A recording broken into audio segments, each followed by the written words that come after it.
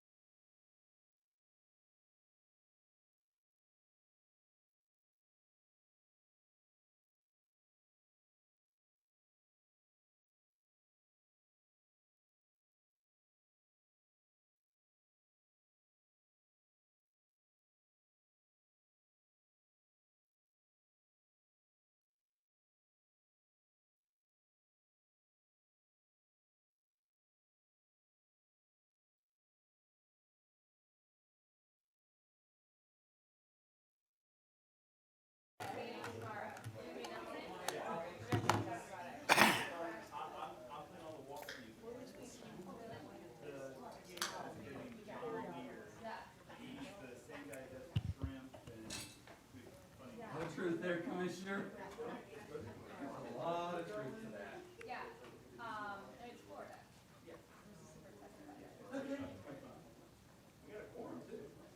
Let's roll. Good afternoon, everybody. Ooh, that's very sensitive today. Awesome. Apologies for my tardiness.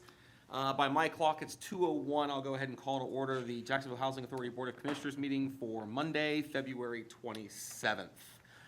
At this time, I will go ahead and open it up for public comment. Is there anybody here from the public, either here, online, or anything else that would like to comment? One day, this will get interesting. One day. Hearing none, I'll go ahead and close public comment if there's nothing else. We have meeting minutes from our last from our last meeting. I did take a look at those prior to arriving. Were there any other questions or comments on those meeting minutes before we speak? Commissioners? No, sir. Hearing none, can I get a motion to approve the minutes, please?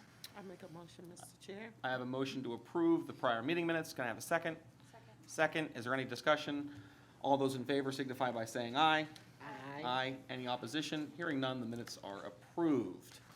I wanted to talk about, just from the chair's comments for a second, I don't know how many folks have been following what is referred to as SB 102 or the Live Local Act.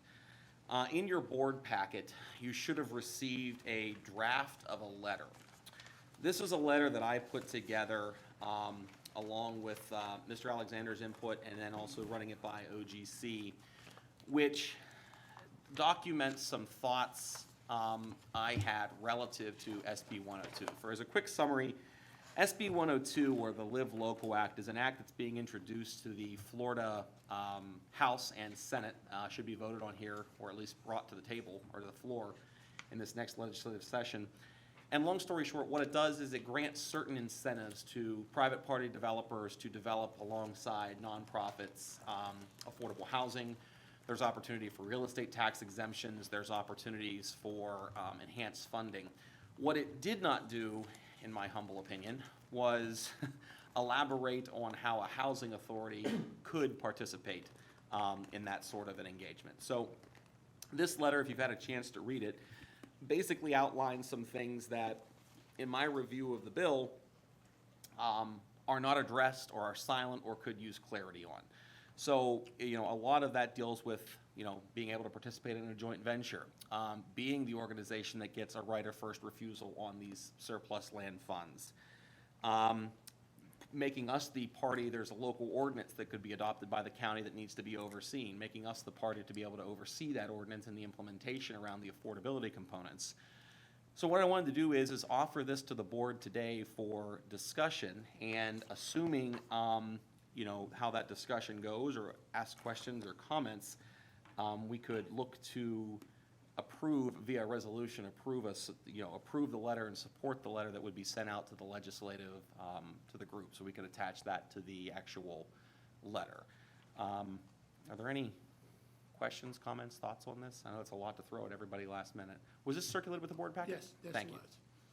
And I apologize, I No. didn't have a chance to review, but we've been talking about this, and I'm completely supportive of us putting a little pressure or trying to position that we want to have more of a role in the affordable housing in the city. So everything that you just outlined, and if Ms. Hodges agrees, I'm completely comfortable.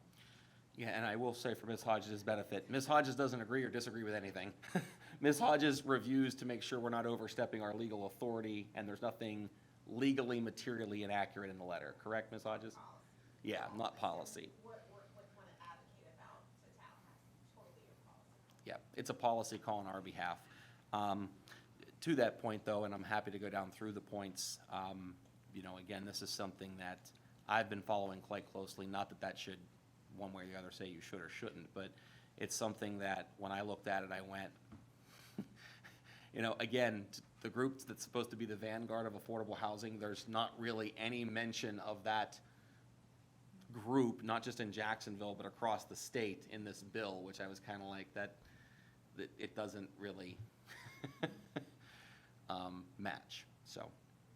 And we can demur this. I just wanted to bring it up for board comments, my chair's comments, if there's anything with respect to that. But we can defer this till later if you'd like some time to review it, during the rest of our meeting.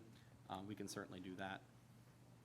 I have one question. You mentioned that you want the housing authority to have a right of first refusal, but doesn't the CLT have the right of first refusal? So the way the bill is currently written, it will direct that the various counties must put together a list and distribute that list for basically public sale. What I've suggested is that's great, but there should be a policy that says that list should be, if you're really gonna use it for affordable housing, and that's what it's dedicated towards, that list should, in my opinion, be published to a housing authority, or if there is one, in the jurisdiction, for basically a right of first refusal, to say, hey, we are the organization supposed to be doing this, why are you gonna give this land to somebody else? There's also something that, I've seen this happen before. There's no requirement that any of these groups, that if you buy land off that surplus land list, there's no requirement that you have to actually commence construction within a certain period of time. So what a lot of these groups in other states, not necessarily here, they sell this land and then they land bank it. They just sit on it and do nothing with it. So one of my suggestions is there should be, within 24 months of the conveyance, there should be a shovel in the dirt somewhere, to actually move these things forward. So those were two of the biggies. I'm just going right down through them if you like really quickly. My point number one was, and we've talked about this in prior board meetings, I don't know if this board's really discussed this in detail, but there's a question or lack of clarity in FS 21, which says what happens if a housing authority participates in a public-private venture relative to real estate taxes or something else. Does that qualify for real estate tax exemption? Does that not qualify for real estate tax exemption? And specifically, I would, would love to see that it's a specific, enabling point that says, hey, a housing authority can engage with a third party in furtherance of housing. But I'm also not naive, having done this for a living, that it shouldn't just be that the housing authority serves as a 0.1% partner and gets nothing back, right? There should be some parameters around that. So those were just some suggestions that I had there. And then it follows in line that those projects should then become real estate tax exempt, which is what this bill is really dealing with. Probably a third to half of the bill is dealing with real estate tax exemptions in furtherance of affordable housing. So that's point number one. Point number two, Dwayne has talked about this, and we've talked about this at prior meetings where, serving at, Dwayne might serve as an executive director for another housing authority, or, St. Johns County or Clay County or Nassau County that doesn't have a housing authority. Being able to specifically enter into interlocal agreements, with local governmental bodies, not necessarily just the housing agency of a local governmental body, making it clear that you can do those things. Point number three, again, I mentioned the statute authorizes the counties to enact an ordinance that if you apply and do certain things, you will receive tax exemption and also basically a priority build for affordable housing. It states that a local agency should be tasked with overseeing the applications and reviewing of the applications, to which I said, well, wait a minute, we already do that. So provide that the housing authorities can actually oversee and process those applications. I mentioned the inventory list, which was number 4. I mentioned number 5, which should be commenced within 24 months. There's talk about these land use restrictions under FS 196. I think it's 196. I'm pretty sure it's 196. They talk about the fact that a nonprofit would be exempt from real estate taxes, but it's not clear if you have to have a land use restriction issued by Florida Housing Finance Corporation.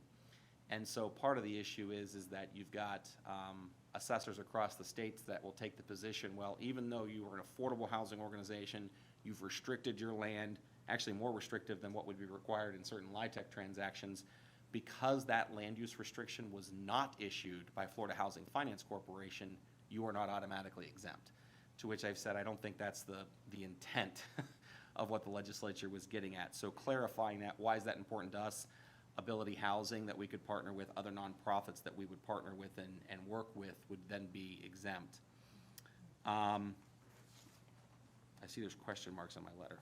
It's a good thing we didn't send it I yet. was gonna ask if there's 4 for a reason. Yeah, it's because it was a really interesting point, Commissioner. There's 4 question marks because I was really thinking about that one. I was gonna say maybe 2 too many. It goes back to the number 7, goes back to my point earlier, joint venture should be exempt. Number 8, this one's a pet peeve, which I think is important. A lot of, Florida does not require that your assessors give you what's called a predetermination letter. So you can think that you've complied with all of the aspects that would check the box to get you an exemption, but for whatever reason, somebody may come back and say, no, you're not actually exempt. By mandating that an assessor has to review an application and provide a predetermination letter, you can know in advance whether or not you actually have the exemption and therefore whether or not your deal actually exists. Most lenders will not let you underwrite an exemption unless you can demonstrate that, a county has pre-reviewed it.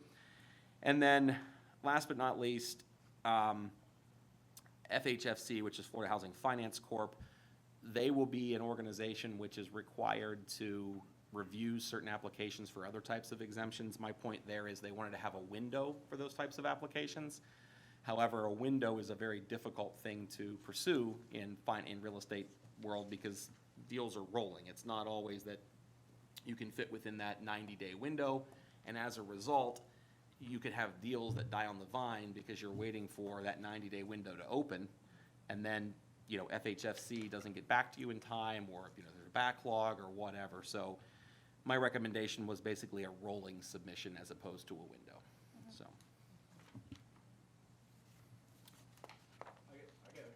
My question would be, your points, I'm looking at all this on the Senate has it all been looked at compared to the substitute they just did on Friday? Yeah, the substitute doesn't completely address all of these points. It hints at them, but again, it doesn't specifically address these points. So I think, to your point, Commissioner Shoup, I think that's part of the conversation I want to trigger, which is I'm sure there are advocates of this bill out there pointing, but I think what we can point to are 5 to 7, whatever the number was, nine specific things that, as an agency, I know we run into because we've run into them, and asking for them to detail that a little bit more. My other question, has anybody checked with the city administration? Is this on their radar in the legislative world? I've asked around, at the advice of some folks, I've asked around. Nobody seems to be advocating one way or another. I think that at best we're supportive but silent on an advocation standpoint. At least that's what I've heard locally. I would say just my other observation is probably Senator Bradley would be our best, because she's been on both the subcommittees that have had the votes on this so far, so.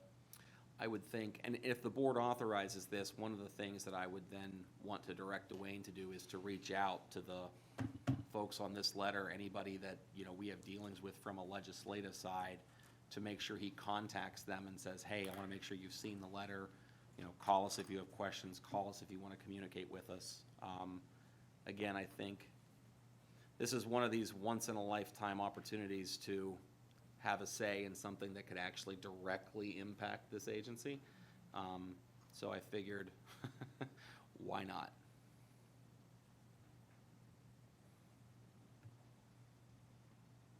And we could talk about this more in detail in assuming we approve the resolution. So any other comments on this? This is just chair's comments at this point.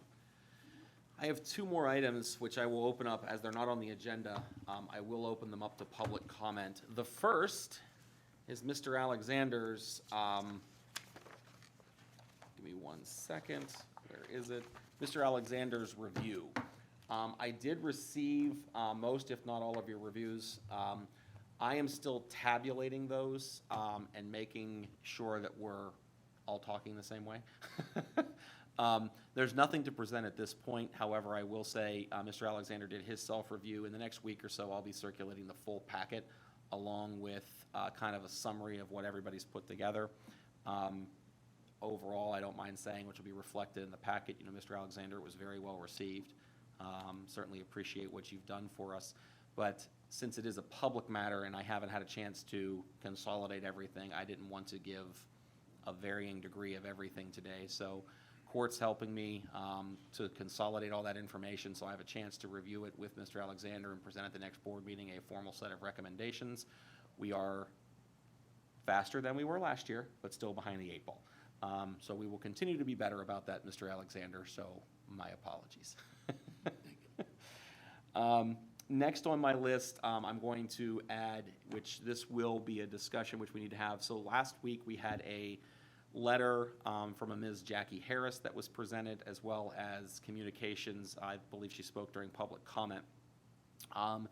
In reviewing that matter in more detail, I had asked Mr. Alexander and court to do basically an internal summary. After talking with OGC and talking with Mr. Alexander, while the majority of that communication was directed at another individual, there were still statements directed towards Mr. Alexander. In order to make sure we are prim and proper, it is my recommendation, after speaking with Mr. Alexander and OGC, that we engage an outside law firm to do an independent review and give us a summary report on what, if anything, in that letter, sticks out to them. At the encouragement of OGC, I believe Constangi, who is our HR law firm, who does our collective bargaining agreement, would be the recommended party. They would ultimately, with the board's consent, report to me via OGC to make sure that, there's separations of everything. And we would just want to wrap that up as efficiently as possible. Obviously, we want to look at, the statements that were made. But again, I think it's important that we just put a tie on that. No need to go through necessarily OIG. To my knowledge, there hasn't been anything submitted there or anything like that, but just to document it and make sure we've done our diligence from a board level. So at that, with that, I'll open that up, number one, for public comment. Is there public comment on this matter? We welcome and encourage public comment. Hearing none, I'll close public comment. Commissioners, would you guys like to discuss this? Alternatively, I would like a motion for, I guess it would be JHA via OGC to engage Constangy for the limited purpose of reviewing this letter and providing a summary report, which would be then received by me and presented to the board as a whole. Do we have any cost estimate on this? Not at this time. I don't think it would be unreasonable for us as a board to set a number. It's one of those things we want to be thorough, but in the same vein, we are not necessarily looking for a $100,000 report. So I would say that, if the board wants to give a not to exceed number, we can certainly do that. And if they need more, they can come back and ask for it. But Commissioner, I tend to agree with you. This is something that, if their billable rate is $500 an hour at, 10 hours, that's 5,000, 20 hours is 10,000, 15 hours is 15,000. So I'm not sure, and maybe OGC would have a thought on how long something like this takes, but Yeah, it really just depends. I'll tell you that, Dwayne, is my understanding that we have an existing engagement with Costanza that already has dollars on it. Even if we need to add money to it, this would clearly fall below the threshold that wouldn't Yeah. require board approval. But the other piece I want you to know is that OGC supervises outside counsel, so we are looking at the bills, we are nitpicking the bills, so the likelihood of there being some overindulgence of fees on this type of a matter, we're not even expecting that. We've been working with Costanza for years now. So I don't see the need to put a not to exceed amount on something like this, and I didn't get the indication from my labor and employment lawyers that it would be, beyond, a few weeks, pending, the workload, of course, of Costanza, right? Assuming they have the time, they're working. again, I think if you all read the letter, which I think was circulated, was it not, Dwayne? Yes. If you read the letter, and I've reread it a couple of times, my thought process here is a lot of that was directed in a different direction. However, at the end of the letter, there were certain, statements made about people being aware of certain conduct. I think for me, that's the big, making sure that we are dotting our i's and crossing our t's, right? I'm not saying that every complaint should go to this level, but, given it was a former employee, given that she made public statements, given that she wrote the letter, I think this merits at least a summary review, just to make sure. So, Commissioner Brock? Yes, Mr. Chair, and I heard you say you were gonna, seek for outside counsel. Is this gonna fall up under our 360, evaluation for employees? I was just wondering, was that gonna be a part of it? So the answer would be no, because our evaluation period was for 2022. So this would technically fall in the 23 Okay, employment realm. So if anything were to Okay. come of it, my suspicion would be that would be where the, oh, okay. any evaluation comments would be made. Okay, okay. So the ask is for them to review the letter or to investigate everything listed in it? Not everything listed in that letter. What I'm more interested in making sure we investigate is the accusations against Mr. Alexander to address what we believe to be unfounded accusations. But we need we should have an independent report since, everybody rolls up to Mr. Alexander, is the thought process. And, Mr. Chair. Yeah, sorry, Commissioner, Mr. yes. Chair, and I'm like you, my concern was the latter part of the letter when it talked about we possibly can get into a lawsuit. I was kind of, concerned about that part. Yeah, I mean, and I don't mind telling you, Mr. Alexander and I spoke about this, and the point of this is to be, you know, we operate in transparent function, we operate as a team, there are expectations.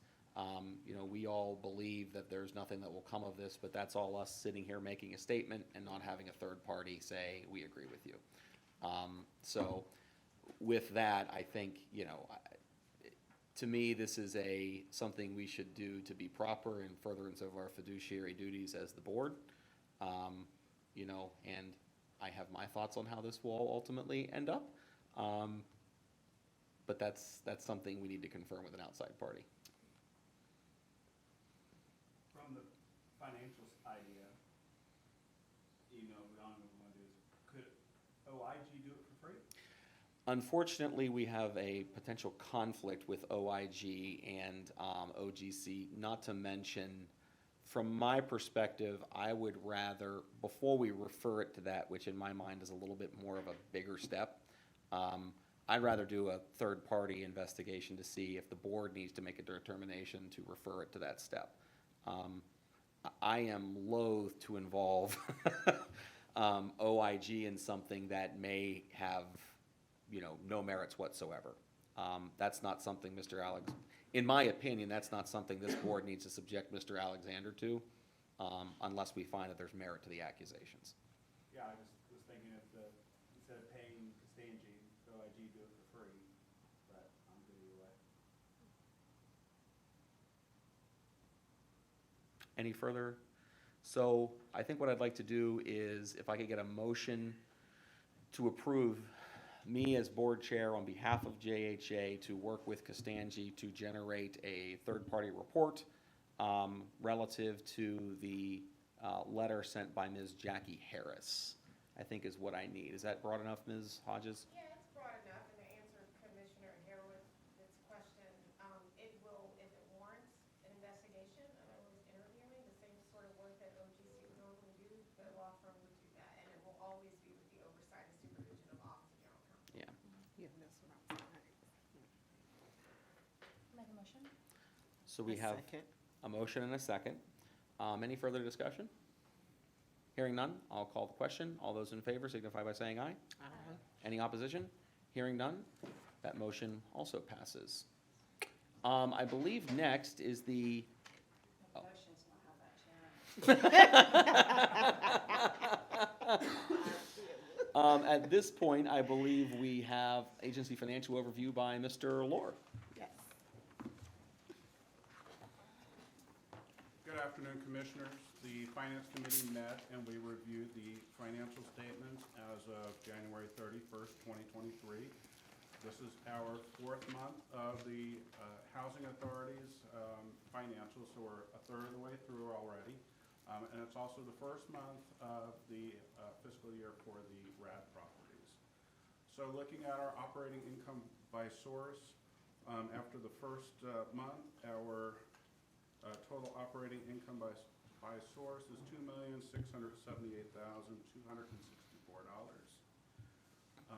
Looking at our central office to start with, we've revised the graphs a little bit to kind of tell a better story. So our 2023 budget is $2.114 million. We ended up the month at $2.138. So we're doing very well. And for reference, last year we were at $1,686,000. So a little bit better than last year. For our operating expenses, we budgeted just over $2 million. We're about $200,000 short of that at $1,806,000. And for comparison, last year we were at $1,186,000. Looking at our public housing, we're pretty much even. We budgeted $5.7 million. We're right at $5,688,000. And for comparison, last year we're at $5,981,000. For our expenses, we budgeted $5,478,000. We came in at $466,000, so very good so far, year to date.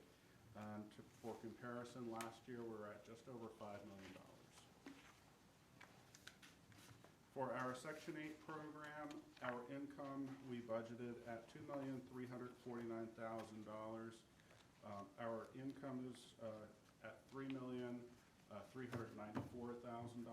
and we reviewed this at the Finance Committee.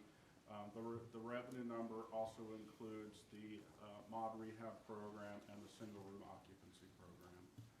And for reference, last year, it was at $2,805,000.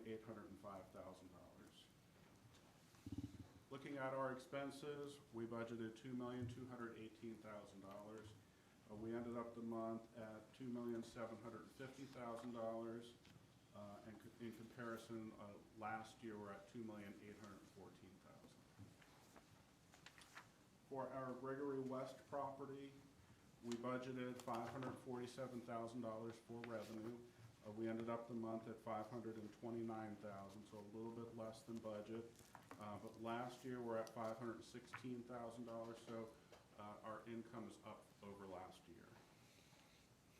And then for our expenses at Gregory West, we budgeted $337,000. We came in year to date at $265,854, so well below budget versus well below budget. And then last year we're at $279,000, so our current trend is our expenses are down versus last year. Looking at Brentwood, we budgeted $937,000 for revenue. We came in at $918,000, so a little bit lower than expectations, and a little bit lower than last year, which was $927,000. Looking at our Brentwood expenses, we budgeted $827,688. We ended up the month at $800,529, so about $27,000 below budget. And for comparison, last year we were at $723,000.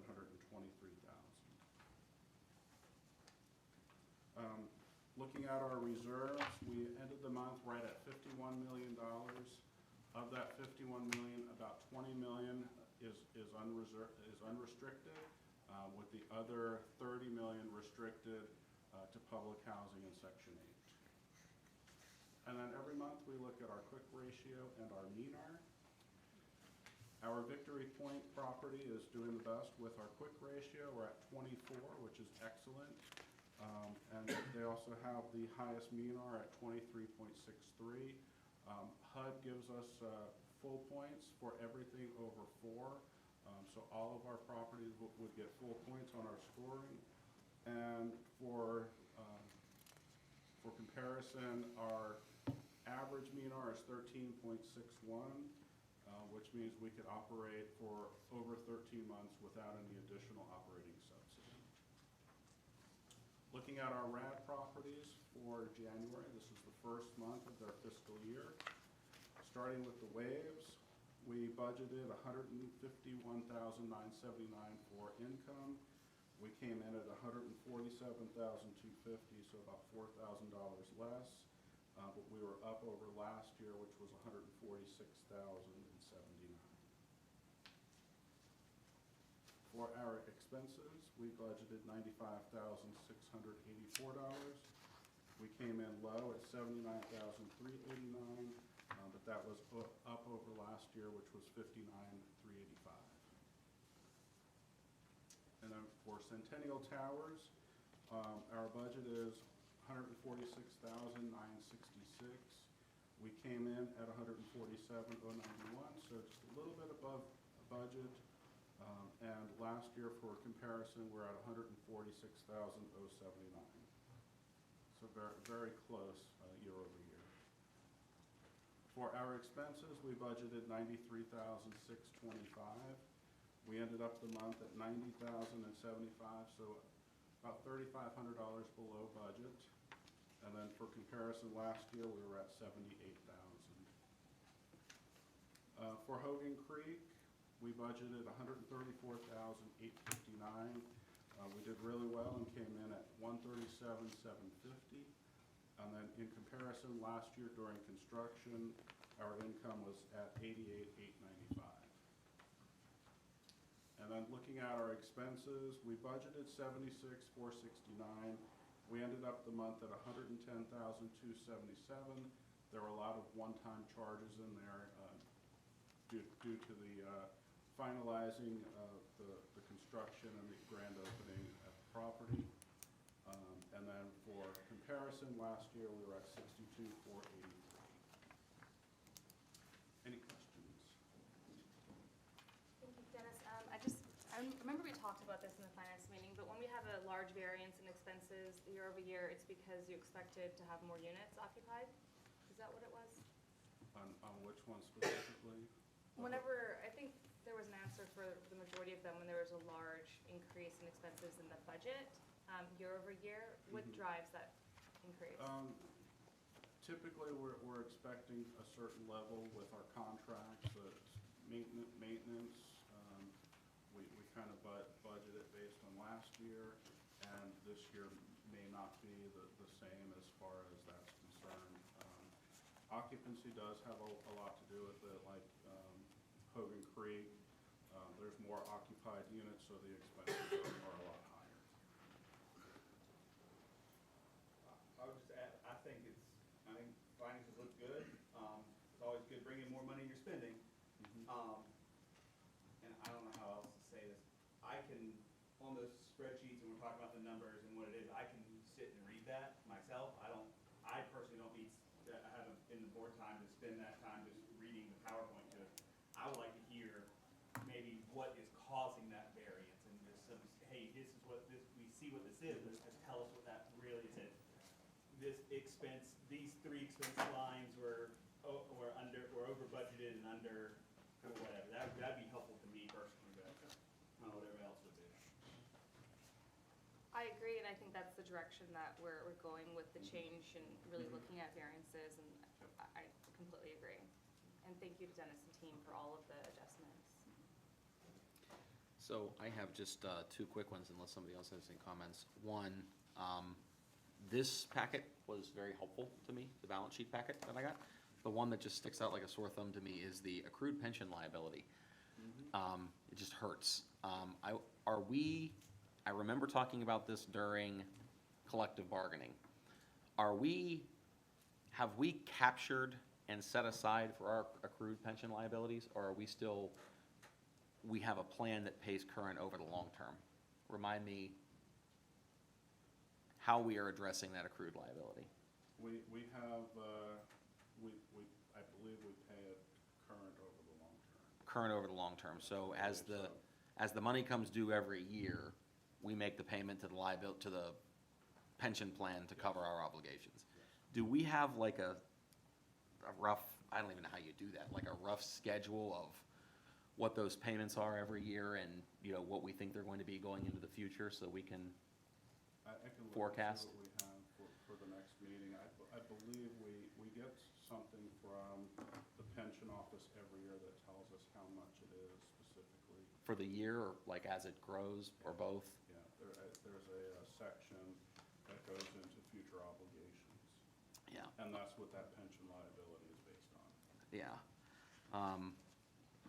It's just one thing to, as we keep in mind our growth trajectory, thinking and making sure we don't overspend on something when we get that bill once a year and somebody comes and knocking. So that was my one, and then my other one was, where was my note? Oh, as this is of January 23, I presume that these reserve numbers do not include the recent acquisitions. Is that accurate? Okay, I just want to make sure. Okay. Any other questions on the financials for Mr. Lohr? Hearing none. Thank you, Mr. Lohr. It's much appreciated. We have a presentation of resolutions for board action, which is Dwayne.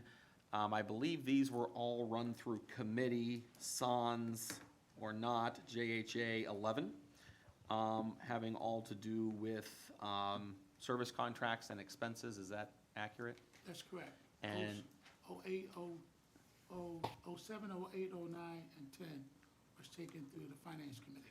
Great. Does any, if possible, I'd like to take those en banc together. Does any commissioner have an objection to doing those four together? Commissioner Horowitz? Does it matter that we didn't approve the one? It or- does matter to me that you didn't recommend approval of the one. I think that's not on the list. It's Is not it on not? there. It got pulled, it looks like it got pulled. I apologize. Okay, thank you. It was our, She's talking about the lawn maintenance. lawn service. So the one we have on here, the lawn maintenance, it got pulled? Not on that. Okay. It's not on there. Understood. So we're dealing with 07, 8, 9, 10, which is contract increase for IT services, renewal of IT services, contractor for burn unit, renewal of Yardy services. Does anybody want to pull any of those for further discussion? If not, I'd entertain a motion for the approval of JHA 2023-07 through JHA 10. I'll make a motion. I have a motion from Commissioner Brock. Second. I have a second. Is there any further discussion? All those in favor of approving JHA 2023 JHA 07 through 2023 JHA 10 signify by saying aye. Aye. Any opposition? Hearing none, those four motions pass. I'll call next to the floor the resolution 11, which is to approve the support letter that was drafted for Senate Bill 102. Before we move that a motion, is there any other discussion around that, or? I would like, go ahead, Commissioner. Sorry, there's not, I just, a comment on the discussion around the Yardi software. Yes, please. Just during the meeting, we talked about how much time it would take for the team to implement a new software. And so if we ever do decide that we want to entertain bringing in another competitor, that process would take about 10 months. Oh, wow. And I believe we have our IT team here. My understanding is in this world, you've got 3 or 4 vendors, and that's about it. Is that an accurate statement? And the other one I know is RealPage. Is there any other one that's out there? Appfolio. Appfolio, okay. But Yardi seems to be, okay. Did we just implement this a couple years ago?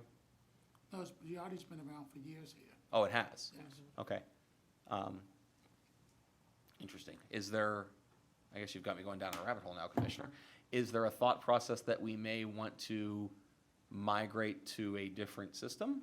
No, my thinking is that it's easy to stay with the same third party, and you get comfortable, and with that, you're subject to whatever their price increases are. And there are competitors, and if there are other tools that we could be leveraging that could bring synergies across the organization, that we should be exploring them, even just passively. Mhm. But I'm making the comment that it would take 10 months to implement, because we would need to identify one within 2 months to make sure that we don't have any outages. I see. Okay. That's an interesting thought process. Is there, I mean, Mr. Alexander, and maybe more to your teams, I mean, do you think is there value in considering a migration of software at this point? Yes, we looked at emphasis about 4 months ago, and when we thought the software was decent, and we seen many of our partners at other housing authorities using the software. They're not as robust as Yardi, and the infrastructure is very weak. They didn't have the, I would say, bandwidth to be able to help an agency of our size. We would probably set ourselves up with failure. But Yardi, I mean, just from my opinion, is probably the best out there. Just got to be able to utilize everything that they have in their software, but they're probably the best out there at this point. Do we have a certified Yardi expert on staff, like as an actual Yardi certified programmer person? Well, no, they don't have the certification, but many of us are pretty much Yardi certified people. I think that's a great point. And Yes. every year or so even, just exploring what's out there and Yes. and confirming that we're using the best software for the housing authority. I Yes. think that's excellent. One thing, Mr. Alexander, kind of being in this world, which we might consider for the board, is does Yardi have the capacity to present like an agency asset management dashboard? So we could log in and just see visually what's going on? Yes, they do. Okay. But for some of us who's been in the industry for a very long time, they're not as detailed. Presenting the information, and we have worked along with Yardi and presenting some of the dashboards in a sense that we used in the past. So, they wanted to take what we was creating and take it and roll that out to other housing authorities. So, but we end up creating our own dashboard and providing information through IT and compliance through another vendor and created our own dashboard. Okay. And is that, I presume that's where a lot of your operational snapshots come from then? Yes, Okay. you can see it at a glance Yeah. in the dashboard, but most of the information and reports, you can run specific reports or specific ad hoc reports to extract that information out of the system, because basically, most of that information is on a monthly basis. We try to run reports daily or weekly, so we can pretty much gauge the outcomes. I just think it's important, kind of, Commissioner, I think your point, not only from a cost perspective, but as we grow, technology is the way of the world, and making Yes. sure that we're staying current, you know, and we're not lagging behind from that technical aspect of our duties, so. Yes. Certainly appreciate the look in that and love the thought process of if we've got to upgrade, we need to spend money, you know, that's something we need to know about, certainly, so. This is probably a little bit out of order, but I'll take my own board chair prerogative here for a minute. JHA 01, which was the total lawn care renewal. I believe we deferred this back to finance. Was there any further discussion on this, or has this been pulled entirely and we're no longer dealing It's with been it? pulled entirely. It's been pulled entirely. Fantastic. I don't know why it keeps coming in my packet. Other than that, I thank you, sorry. So that was for the IT services. Thank you very much. Or Yardi, excuse me. Support letter for SB 102. Is there any further comments, questions, thoughts on this?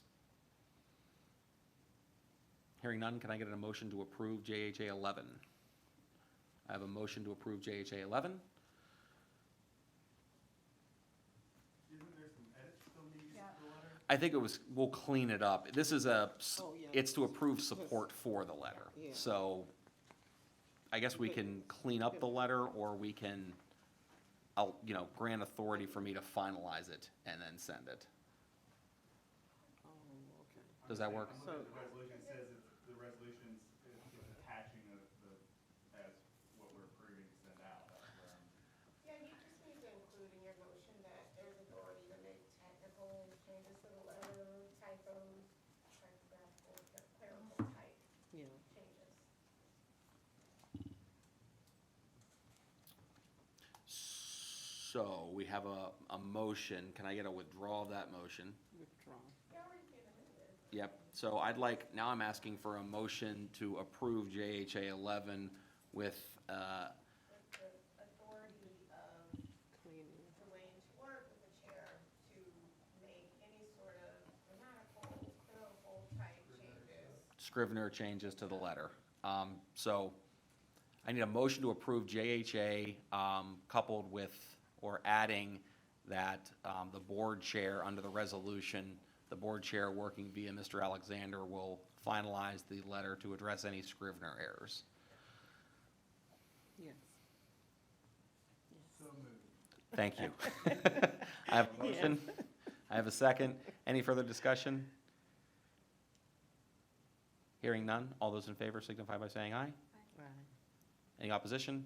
That motion passes as amended and modified. On that, can we get a copy of that, once it's done via email electronically? Because I would like to use some of my own personal relationships to try and make sure that gets in front of the right folks. Be much appreciated.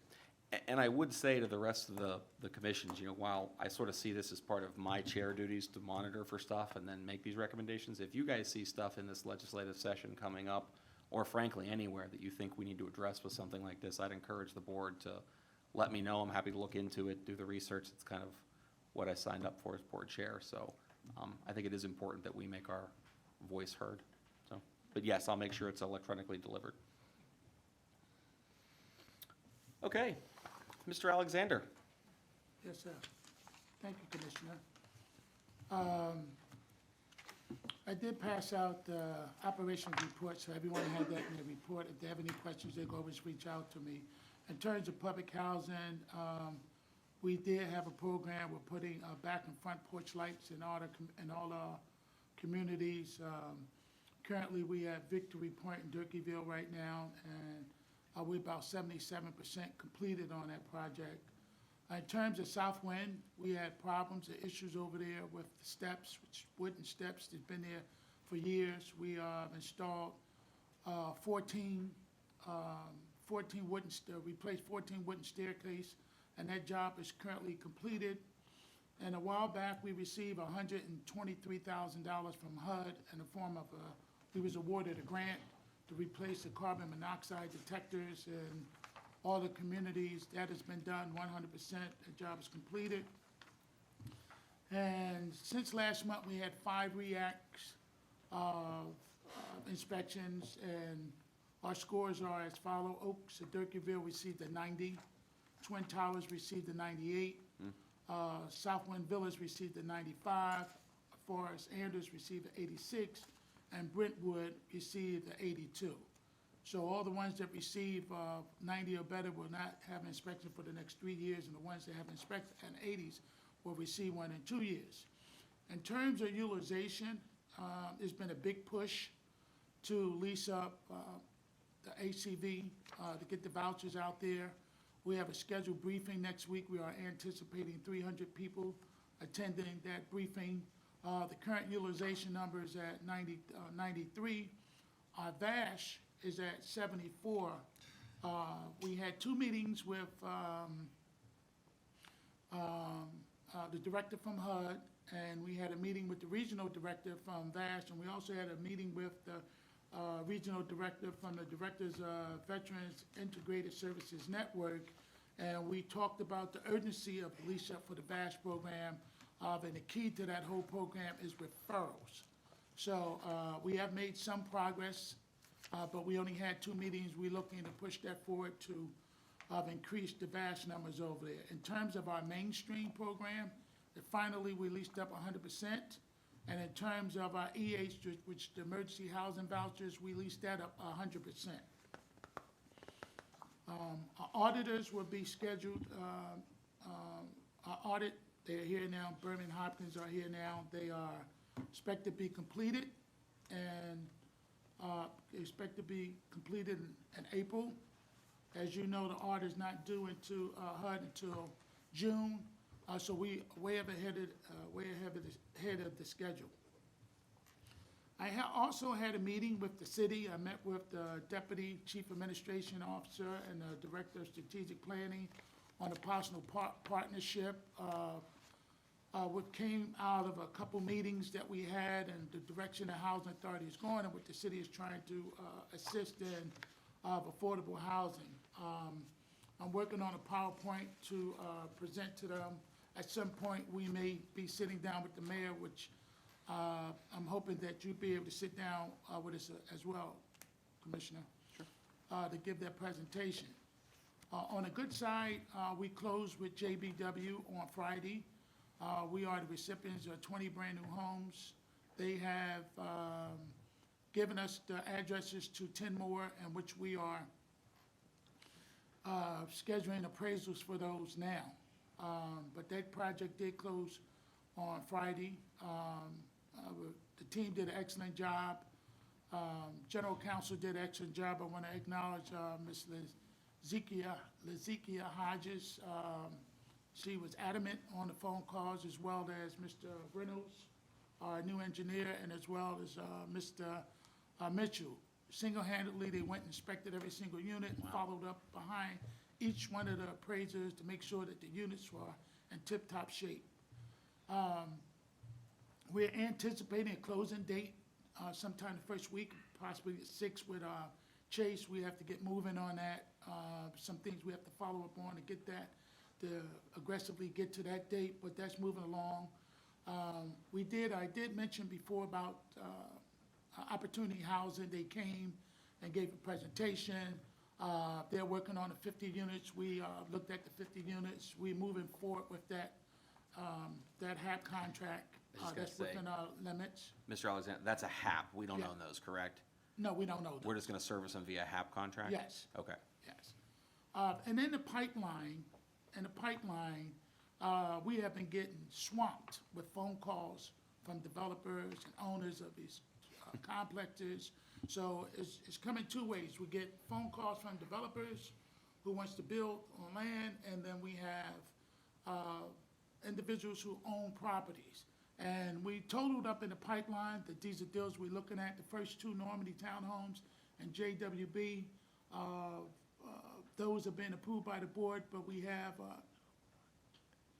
11 more deals coming down the pipe, a total of $599 million, which is, brings up an additional 2,400 units. So we have to go through the process, but that's in the pipeline that we are looking at. We working through the process. And to be clear, that doesn't mean we're buying them. Right, yes. I just said in the Okay. pipeline, yes. And the subject to board approval. I want to put that out there, but we're looking to move this agency forward. And also on a good note, it was pleasant to see that the Jacksonville Housing Authority was on the front page of the Florida Times yesterday, as well as the article last week. And next month, we have our agency meeting, mid-month, which will be the second quarter of this year. And we have an agency meeting, and quite naturally, we'd like to have you come and speak to the employees. And any other commissioner that would like to attend, just let me know, because I have to make a public notice of that meeting if there's more than one commissioner there. What's the date of that? March 9th.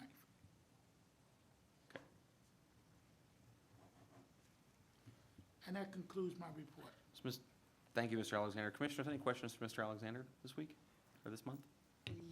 Commissioner Brock? Yes, Mr. Alexander, we clashing with your meeting. What time is your meeting on the 9th? What time it starts? It's all day? It starts at 8:30. What time is your meeting? Oh, it's, it starts at 11:45 And what time is over? or 12, huh? What time? We were gonna do it for an hour, Oh, I'll make it. yeah. We adjust our schedule around that day. Yeah, because I know you just told the chair, so and I know he wants to be at resident relations. Yes, please. That's what I'm talking about. Yep. It's on the 9th too, Okay. so. If we could accommodate, if we Yes. could figure out a way to accommodate that, Mr. Alexander, Yes. maybe build it in the schedule for the 9th so that we can slip out for that meeting, For sure. That that'd sounds be great. ideal. Okay. I know we have an operations and asset management group now, Yes. committee. I know they're gonna be meeting this month as their, or I guess technically March will be their first month, but I wanted to say just a couple quick things, Mr. Alexander. I did review this report. I would like to note, and I think this goes to your point previously, on why some changes were made, but it looks like, correct me if I'm wrong, on rent collections, I mean, we're into the high 80s on economic collections, is that right? If I'm looking at page 1 of your report, scrolling down to the bottom of page 1, it looks like. Yes, that was in the first quarter. Yeah. It was end of the first quarter, yes. I mean, and I presume that informs some of the changes that you're making. That is correct. Because, okay. Do you know where the agency typically ends up on economic occupancy? For years, since I've been here, we always have been around 98 or 99%. Okay, And we're just starting to get back to 90%, 94%, if you can see. Just last month was at 93.5%, so it's starting to move up again. yeah. I think, this kind of goes to the point that we were dealing with I believe this correlates to the letter we received. I'm not saying that's demonstrative, but I do want to point out to the board some of the metrics that make sense with that. But my bigger concern is so we're at 93. Quarter ended, we were an average of 87. I mean, do we get back up to the 90%?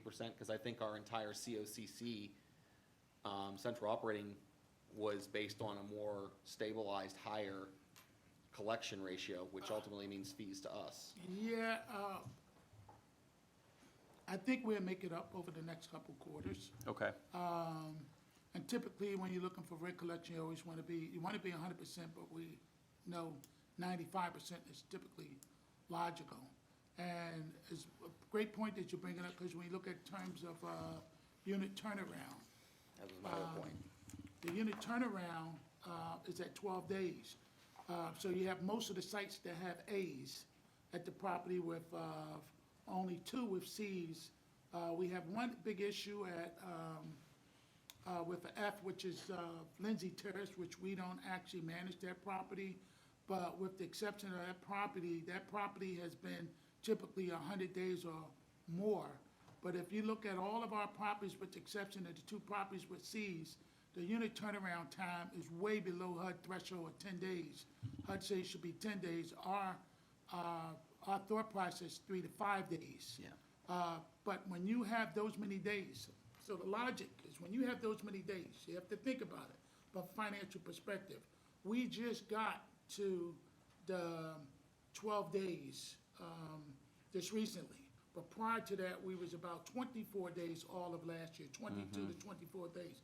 So when you think about a unit that's occupied 30 days out of a month, and you are vacant 22 to 24 days in a month, and you prorate that rent, you lose a whole lot of money.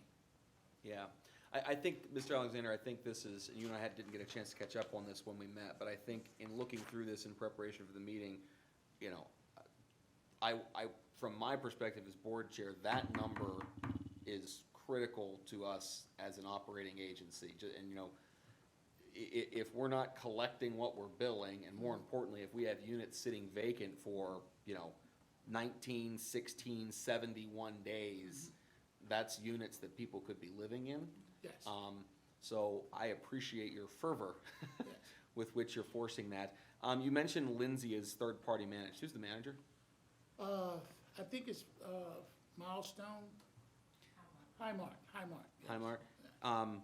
Is there a reason we can't self-manage that? So, here's the thing, they have about 300-something units over there. It's only 83 of them, I believe, are ours.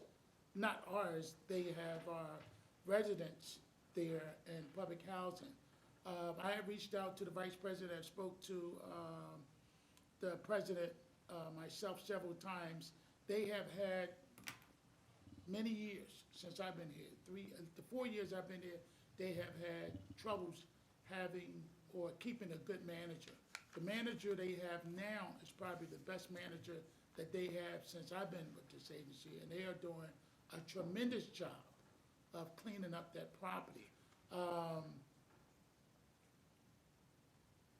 We just want to keep them there for a moment, and to clean up that issue over there, because we've been running across problems day in and day out. As Ms. Brock would know, she just had a tenant approach her a couple weeks ago that we was able to clean up because it got better management there. But that has been in the back of my head, asking, could we take that off their hands to manage it? Is But that, they- is that a HAP contract or Faircloth allocations? No, they are just, it was an agreement Oh, that they built this development over there, and in the agreement, they have allowed 40 units to be dedicated to public housing. okay. Okay, those were my 2 things. Commissioner Brock, I don't know if you had anything to add? Mr. Alexander, we have some, Section 8 tenants over there as well? Yes. Okay. Yeah, we have Yeah, some Section I 8 just over wanted there. you to know that. Okay. Yeah, I think, like I said, Mr. Alexander, when you, this report tells the tale, right, to me, so I think, you know, just so the agency's aware, at least from where I sit as part of the commission, I think those 2 metrics are something we as a commission, and I know from the Operations Asset Management Committee, will be focused on here Yes, significantly over the next quarter to 2 quarters, so. yes.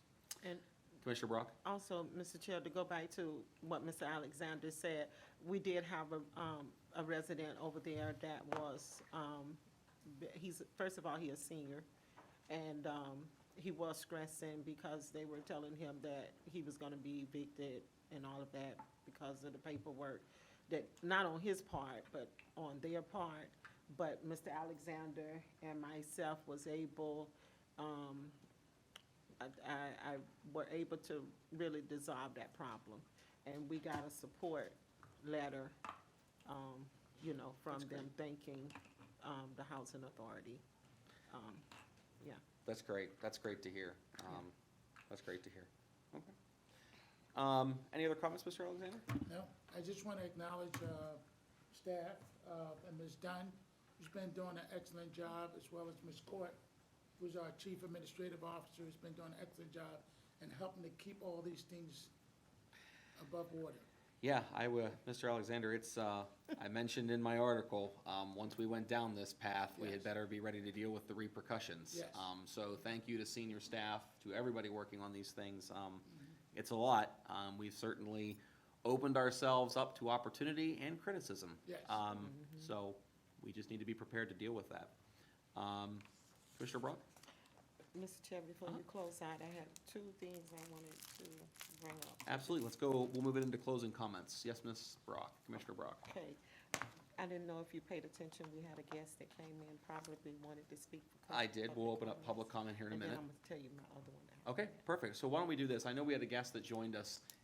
If you would like, would you like to speak? Actually, yes, I was mostly here for Mr. Alexander, but, if you guys want to hear about some things that going from your actual Section 8 tenants and how we're being treated and handled, then I wouldn't mind speaking to give you guys some insight, because it was pretty hectic up there. I have issues where I call and I don't get through to anybody for 2 to 3 days. So why don't we, ma'am, if I could, would you mind coming up and giving us your name? Need your name and address for the record, so we can go through that.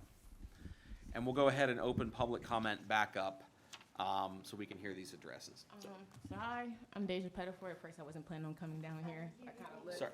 Oh, I'm sorry. I'm Deja Pettiford. I live in Hillwood Point Apartments here in Jacksonville on the south side. My concerns that I was having, where I really came to speak, is I kind of got passed around upstairs where my issues are not being heard. It's multiple times where I'll call and I won't hear back for 2 to 3 days, and it's kind of frustrating when we call you guys to get information or make sure that we're taken care of, and I don't feel, supported. It was a little better when y'all did have housing counselors, so I knew who I was speaking with. Now I have to have a team, and I just get thrown from person to person, and none of the information I get from everyone is the same information from everyone. So that makes it really difficult. Like, I'm going through an issue where I was trying to move and recertify. I cannot find anywhere to move within my pricing range or in a place that I feel is safe enough for me and my child. So now I'm trying to stay in the apartment that I am. Now, I already got the thing from my property manager that said we'll stay, but I'm not getting the information I needed from housing. And now my lease is up technically tomorrow, where I might be evicted when I have a almost 5-year-old son and a mother who just had a heart transplant. So it gets really difficult when you go through this stuff and we don't have your support. So I'm coming here to speak with him because I don't know the next thing to do is because I've just been getting passed around upstairs. I sat upstairs for 2 hours to really get no information. So that's just my concerns. Okay, thank you. Mr. Alexander, I'm hoping you'll be able to step in after the meeting and assist. That'd be great.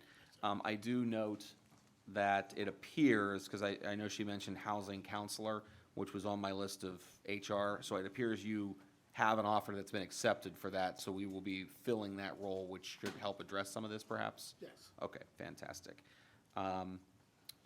Any other comments, Commissioner Brock? Yes, Mr. Chair, I wanted to ask, it's been, I think like about 5 or 6 months ago, you had asked Mr. Alexander to look in about a stipend. Mhm. And I was just wondering, because we never put it back on our agenda. Commissioner Brock, you have a great memory. I did in fact ask about that, and that fell off my radar. Fill me in on what. Commissioner Shoup, yeah, you're not getting paid, Commissioner. Let me be very clear. Yeah, no.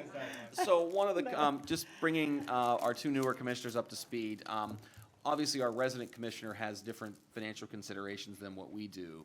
And we were looking into whether or not there's a way to offset certain costs for Commissioner Brock for travel and printing and things like that that would otherwise be, covered presumably by our organizations we work for full-time. A while back, we had thought about looking into that. I'm looking at you, Mr. Alexander. I'm not sure we ever really put a pin in that issue, did we? I don't think we did. Well, it's good. Yep, go ahead and keep chewing.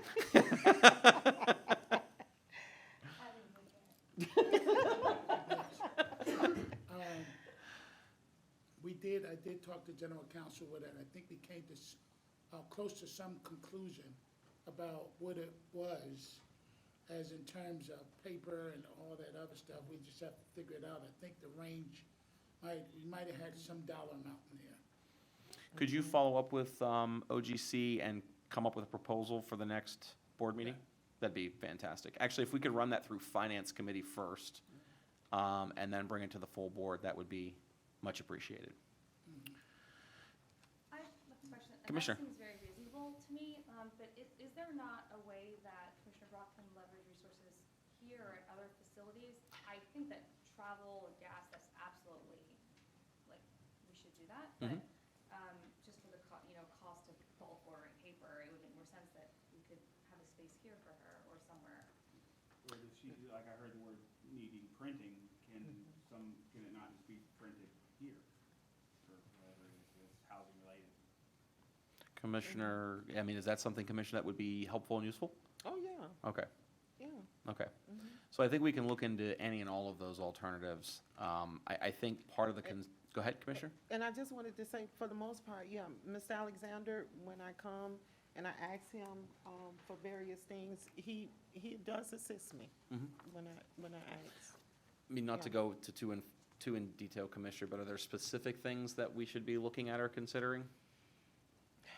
Mr. Alexander? Yeah, so Sorry. I would just add, typically, most of the housing authorities I've been at, there has been a stipend in the sense of, just say $50 for every meeting that all the commissioners attend. I think it was some rule or some statute that general counsel said, we can't do it that way, but that's normally what happens out in the industry. Most commissioners receive $50 for every meeting, whether it's 4 meetings a month or whatever the meetings was, or how many special meetings, $50 per meeting. But I don't know what the statute is in terms of, Yeah, so I'm glad you brought that up, Dwayne. I feel like the work that my office has done on this particular issue, because I looked at it, Mrs. Brock asked me to look at it about 5 months ago. So just so that we're clear, your statute does allow you as board members to get reimbursed for reasonable costs and expenses associated with carrying out your duties as board commissioner. So that is something that's in your local ordinance. It dovetails off of your state statute. So my sort of counsel is the board needs to come up with what's reasonable, with all of these comments you had in mind. I mean, I don't know that it's reasonable, to reimburse for paper if there's another way to provide that. The comment about travel and gas, well, there's a state statute that, basically limits, the amount of reimbursement that you can get. So traveling within the city is something that you can't get under state statute, but you can get that if you're traveling away from your sort of headquarters point. So I just sort of, I think it's a board decision. I told Dwayne, I said, looking at all the other housing authorities, from a legal standpoint, I certainly, if the average stipend is $75 a month, I wouldn't advise you go 200 a month. So, go around and gather some information, see what other Florida housing authorities are doing in the realm of stipends, and go from there. But as long as we're able to tie whatever expenses, whatever that flat amount is, and it's connected to reasonable costs associated with the duties that you undergo as commissioners, then I think it's legally defensible if we were ever to get challenged on it. But did I just hear we cannot do in-city mileage? Correct, because that's a state statute. And the city, by the way, also has ordinance code relative to travel that you're also subject to.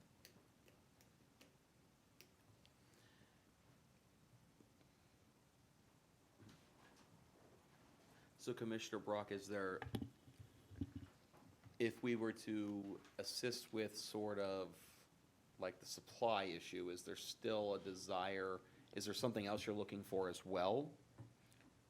Probably, like ink, you know, for the printer to print, because you first got to print the stuff and then you got to run the copies, so.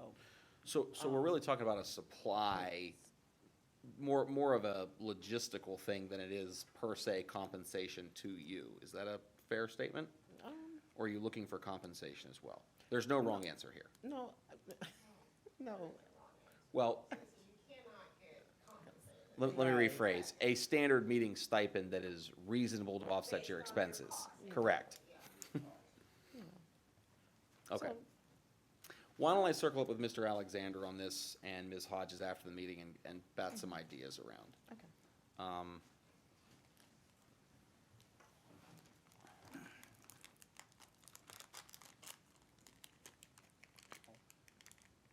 Okay. Any other comments from any commissioners? Hearing none, I'll just make one final closing comments. Mr. Alexander and staff, congratulations on your first acquisition.